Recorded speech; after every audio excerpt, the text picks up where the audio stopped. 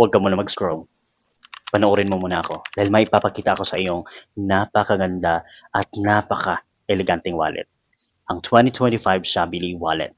Pag sinabi nating Shabili guys, kasi baka malito kayo, pag sinabi nating Shabili, isa siyang wallet na gawa sa leather. Gawa sa leather. Kapag sinabi nating leather, of course, wala nang tanong-tanong pa. Dahil alam naman natin na kapag leather, matibay talaga yan. No question.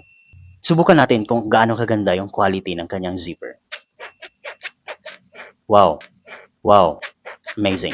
Sobrang lambot ng zipper. Magtatagal to.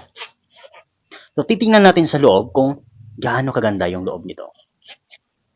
Wow! Wow! Lahat ng cards mo, ATM cards mo, credit cards mo, may lagayan ka na. And then there are two sides. Pwede mo ilagay yung cards mo, IDs mo, or cash mo. It's all up to you kung anong ilalagay mo. And in the other side, we have here an extra card slot. So, depende na sa'yo kung anong cards yung ilalagay mo. Reward cards, Robinsons cards, etc. Kung anong cards man yan, pwede mo ilagay dyan. Ang daming lalagyan pala. Ang daming compartments. Kaya pala siya tinatawag na The Elegant Wallet. Napakaganda nga naman despite of pagiging simple. Kasi simple lang naman talaga, di ba?